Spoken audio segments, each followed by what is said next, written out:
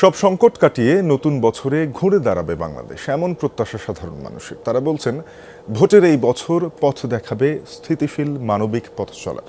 সেই সাথে গণঅভ্যুত্থানের পরও ২০২৫ সালে যা হয়েছে তা নিয়ে আছে হতাশা। রাজনীতির পাশাপাশি অর্থনীতির টানাপোড়েন কাটবে, অস্থিরতাও কমবে বলে বিশ্বাস করতে চান বিভিন্ন শ্রেণী পেশার মানুষ। গণমানুষের নতুন বছরের প্রত্যাশার কথা জানাবেন মাহফুজ মিশু, ক্যামেরায় তানভীর মুর্শিদ। চুল পড়া অনেক কমে গেছে, থ্যাংক ইউ মা। চুলের vitamin Jui multivitamin coconut oil. ৫ August ২০২৪, July অভ্যুত্থানের পর আকাশ সমান পরিবর্তনের স্বপ্ন।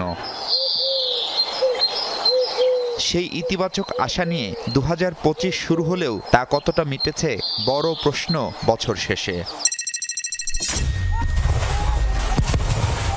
বিশেষ করে রাজনীতির নামে হানাহানি, আইন শৃঙ্খলা পরিস্থিতি, একটা অংশের আইন নিজ হাতে তুলে নেওয়ার প্রবণতা বছর জুড়েই ছিল চোখে পড়ার মতো। ফলে ইতিবাচক বহু কিছু ছাপিয়ে এসব ঘটনা দাগ ফেলেছে জনমনে।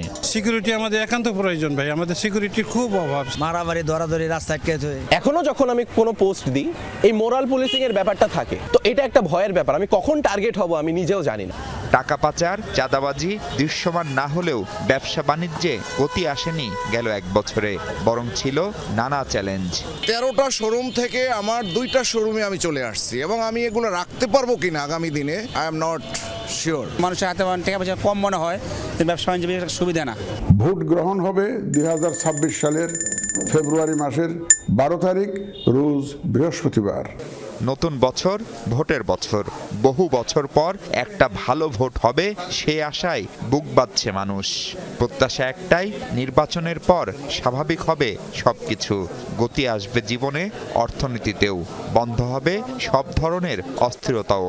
২০২৬টা একটি সুন্দর আবহ নিয়ে শুরু হবে এবং সেটা চলমান থাকবে। ল অ্যান্ড অর্ডার সিচুয়েশনের যে অবস্থা, এই কারণে আসলে নির্বাচনটা ইম্পর্টেন্ট। সুষ্ঠু নির্বাচন হওয়ার পর হয়তোবা আমাদের সেটা ঠিকভাবে আবার স্ট্যাবলিশড হবে। কেবল শহর নয়, গ্রামে গঞ্জে সবখানেই সাধারণ মানুষের মধ্যে হতাশা আছে খানিকটা। চায়ের আড্ডায় ঘুরে ফিরেই তাই নির্বাচন প্রসঙ্গ। তাদের চাওয়া একটাই, নিরাপদ হোক জনজীবন, নাগালের মধ্যে থাক জিনিসপত্রের দাম। সুন্দরভাবে যেন সমৃদ্ধির বাংলাদেশে এই সমাজকে আমরা গড়ে ফেলতে পারি। একটি নিরাপদ বাংলাদেশ চাই, সুন্দর বাংলাদেশ যেখানে বেকার মুক্ত বেকার থাকবে না। বাংলাদেশের সমস্ত লোক যেন ভালো থাকে। যে কষ্টগুলো ফেস করে এসেছি, সামনের বছরে এই বিষয়গুলো যেন আর পুনরাবৃত্তি না হয়। একটা সুষ্ঠু নির্বাচন হোক, দেশটা শান্তিতে থাকুক, যেন স্বাধীনভাবে আমরা চলাচল করতে পারি।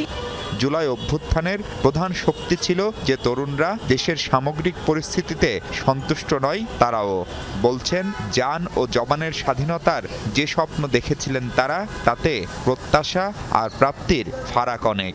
তবুও বিশ্বাস, এবছর পাল্টে যাবে অনেক কিছু, এগিয়ে যাবে প্রিয় মাতৃভূমি।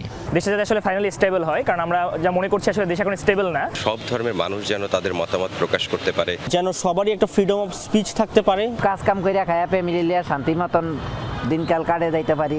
চাওয়া একটাই, সব শঙ্কা পেরিয়ে মানবিক রাষ্ট্র হবে বাংলাদেশ, আর তার সূচনা এই ২০২৬ সালেই।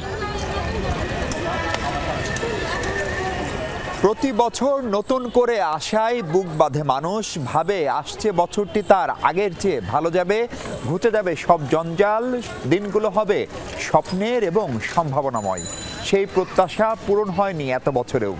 এবছর আবার নতুন করে এই প্রজন্ম স্বপ্ন দেখছে, আসছে দিনের নীতি নির্ধারক যারা হবেন তারা তাদের সেই সব সামান্য চাওয়া পাওয়াগুলোকে গুরুত্ব দিবেন সর্বোচ্চভাবে। সেই প্রত্যাশায় সবাইকে শুভ নববর্ষ। মাহফুজ মিশু, যমুনা নিউজ, ঢাকা।